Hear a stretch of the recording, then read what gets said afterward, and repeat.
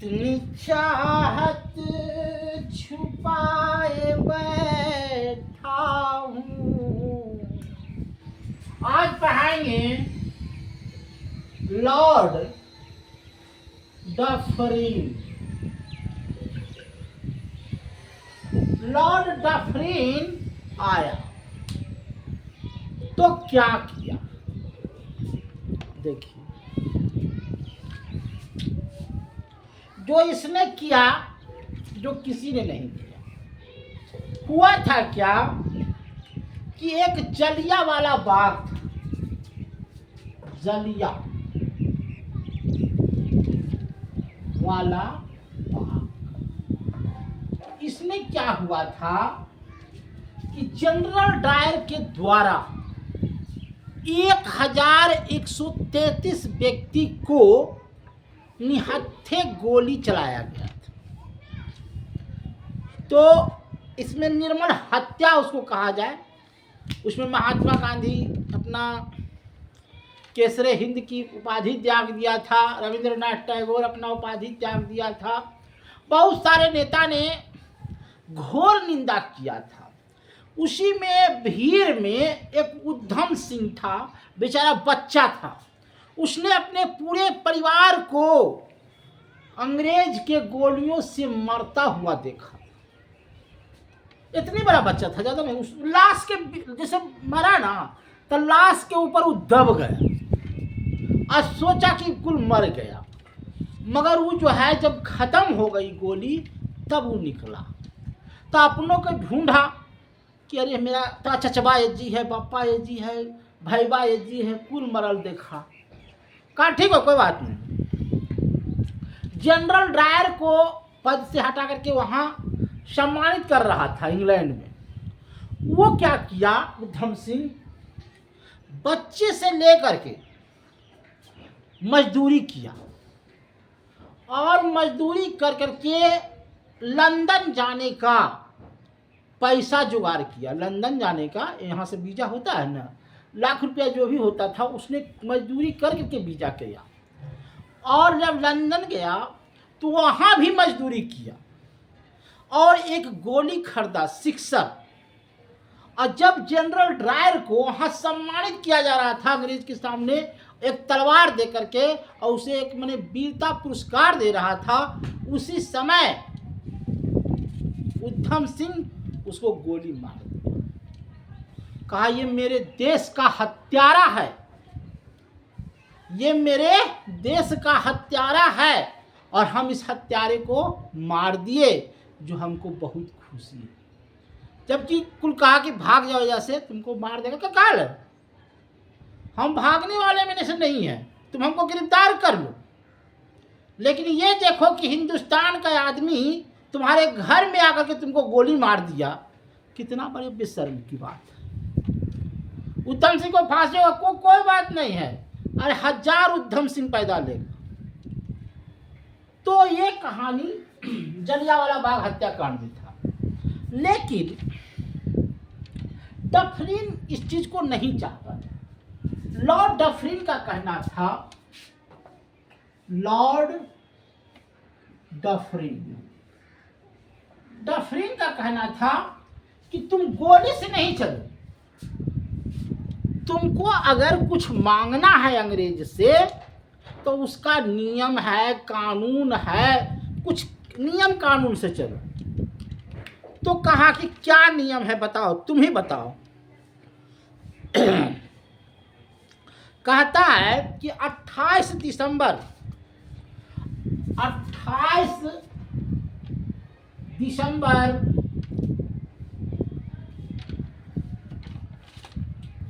1985 को डफरिन ने कहा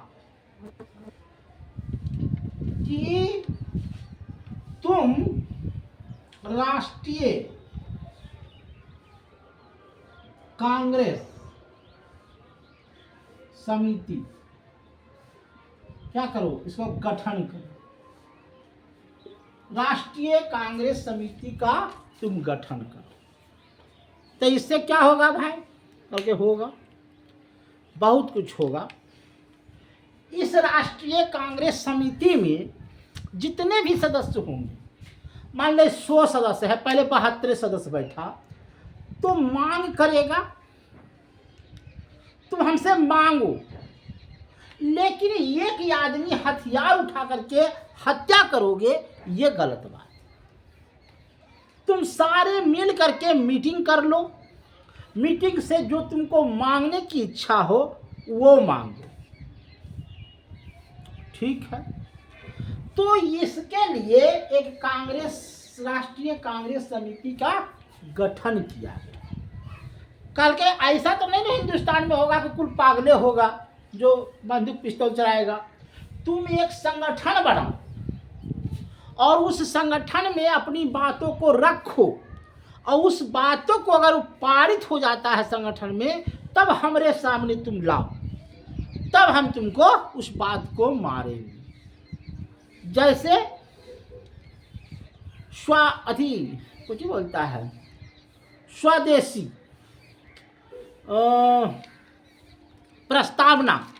प्रस्तावना की मांग की गई, स्वाधीनता की मांग की गई, स्वराज की मांग की गई।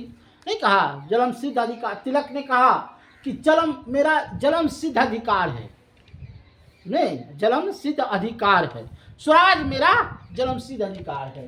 तो कहा ठीक है, तुम स्वराज भी मांगो, लेकिन एक संगठन से मांगो, स्वराज एक दायरे से मांगो, एक कानून से मांगो। हम स्वराज भी देंगे।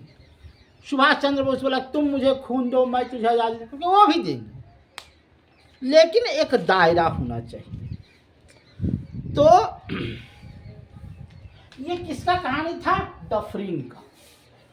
तो इस तरह से कांग्रेस का गठन हुआ। बम्बई में बैठक हुई, पूना एक है संस्कृत को विद्यालय था, वहाँ बैठक हुई कि भाई आज से ये कांग्रेस कमेटी का गठन हो गया, ठीक है, कोई बात नहीं है। उसके बाद एक डुंडरफ रेखा होता है, डुंडरफ ये होता है भारत और अफगानिस्तान। इसको भी जो है डफरिन ने डुंडरफ रेखा को अलग कर दिया। उसके बाद बहुत सा काम किया। 1891 में महिलाओं को 11 घंटा काम करने से मना कर दिया। एक महीना में 7 दिन के बाद एक सप्ताह दे दिया गया। उसमें एक एतवार समय दिया और उसमें कहा एतवार को छुट्टी रहेगा। ये किसे काम खड़ा? लॉर्ड डरहम का। अब आया लॉर्ड कर्जन। देखिए कर्जन साहब क्या किए, उसको याद समझिए। इसमें तो समझ गया लॉर्ड डफरिन साहब का क्या काम था। अब लॉर्ड कर्जन का साहब, दिल में लाला मेरी दुनिया न सोचो कि मुझको प्यार नहीं। लॉर्ड कर्जन ऐसे होगा। ये इतना खराब काम किया जो कि भारत को उस्काने का काम यही किया। 1805 में 1905 में क्या किया? भारत को माने बिहार से बंगाल को अलग कर दिया। बंगाल को क्या किया? विभाजन कर दिया। अब देखिए यहीं पर जो बंगाल का विभाजन हुआ, अब यहीं पर कांग्रेस कमेटी कुल का सदस्य जो था विरोध किया कि नहीं, हमारा बंगाल का जो विभाजन तुम किया है वो हिंदू और मुस्लिम को एकता को तोड़ने का काम किया। क्या काम किया है? एकता को तोड़। हुआ 16 को हुआ था, 16 दिसंबर 16 अक्टूबर जी 16 अक्टूबर 1905 को बंगाल का विभाजन कर दिया। इसमें क्या हुआ कि मुसलमान, वहाँ गंगा नदी है, हुगली जो भी नदी है, उसमें गंगा स्नान में कूद गया और मुसलमानों को राखी बांधा कि हम ये बंधन को, हिंदू मुस्लिम बंधन जो है उसको टूटने नहीं देंगे। और अंग्रेज ये चाहता था बंगाल विभाजन के बाद कि मुस्लिम का जो क्षेत्र है वो अलग हो जाए और हिंदुओं का क्षेत्र अलग हो जाए और दोनों में लड़ाई हो जाए। लेकिन इसकी मंशा को वो समझ गया था, यहाँ के नेता कांग्रेस कमेटी के जो गठन थे, कि नहीं, ये बंटवारा नहीं है, ये हिंदू मुस्लिम का बंटवारा। उसी में हिंदू मुस्लिम लड़कियां भी बाहर आ गई, लड़का भी बाहर आ गया और एक कलाई पर राखी बांधा कि नहीं, हम हिंदू मुस्लिम नहीं करने देंगे, हम दोनों साथ रहेंगे। तो अंत में अंग भंग आंदोलन हुआ। शोक दिवस इस तरह से मनाया जाता था 17 को, उसके बिहान होकर के शोक दिवस मनाया गया। लेकिन क्या कहे, जो काम था वो किया। अब आया 1906, 1906 इसमें कहा गया मुस्लिम लिंग की स्थापना की गई। इसमें कहा गया ढाका में, इसका एक लेखा था आगा खां और दूसरा था सलीम उल्वा उत्सव। क्या सर? सलीम उल्ला खां, सलीम उल्ला खां, ये दोनों भाई था, आगा खां और उल्ला खां। इसने क्या किया कि ढाका में मुस्लिम लीग की गठन किया कि भाई हो, मुसलमानों पर जो अत्याचार होगा तो इसका जिम्मेदारी किस पर होगी। तो मुस्लिम लीग उसके तरफ से लड़ेगा। जैसे मान लीजिए हिंदू मुस्लिम में लड़ाई हो गई तो मुसलमानों का कोई नेता होना चाहिए, तो उसलिए मुस्लिम लीग की व्यवस्था की गई और मुसलमानों के तरफ से उसको लड़ाता था। तो मुस्लिम लीग की स्थापना 1906 ईस्वी में की गई और उसका आगा खां और सलीम उसका 1908 में कुछ हुआ। 1909 में आया, 1909 इसको बोलते थे मानो मिंटो। ये मानो मिंटो क्या था? मानो मिंटो सुधार अधिनियम, मानो मिंटो सुधार अधिनियम। ये क्या करता था कि हम मुसलमानों को स्थिति को सुधारेंगे। अब देखिए, आग में घी डालने का काम मुस्लिम लीग कर दिया कि हम मुसलमानों का नेता बन गए। जी पर ही आ गया अंग्रेजवा।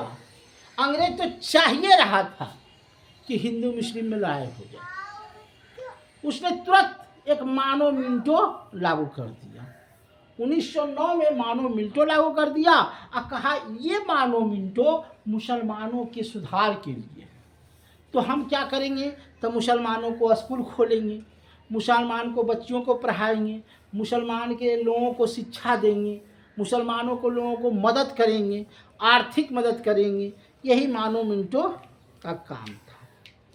उसके बाद आया Lord Hardinge. Lord Hardinge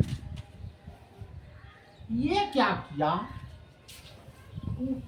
1211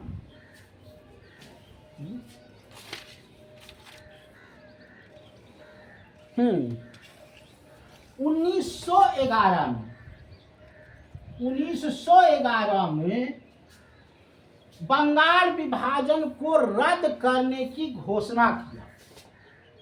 Bengal विभाजन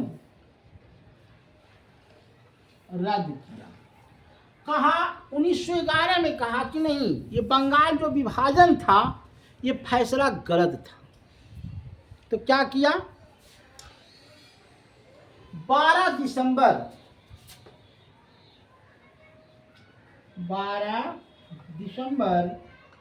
1912 को दिल्ली को क्या कर दिया, राजधानी बना दिया। कहा हम आज से दिल्ली को राजधानी बनाते हैं। और जब राजधानी बनाया तो 22 दिसंबर 1912 को ये हाथी पर चढ़ करके लॉर्ड हार्डिंगटन पूरे दिल्ली शहर को घूम रहा था कि देखो मैंने दिल्ली को राजधानी बना दिया, देखो मैंने दिल्ली को राजधानी बना दिया। और वहीं पर था कि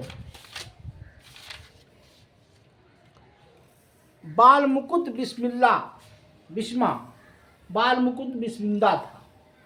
कहा तुम दिल्ली को राजधानी बना दिया है न, ऐसे बम उठाया, हथिया पर सवार था ना, तो इससे करके फेंका ना बम्मा, छूक गया और हथिया के मथवे पर जाकर के इसे लग गया बम्मा।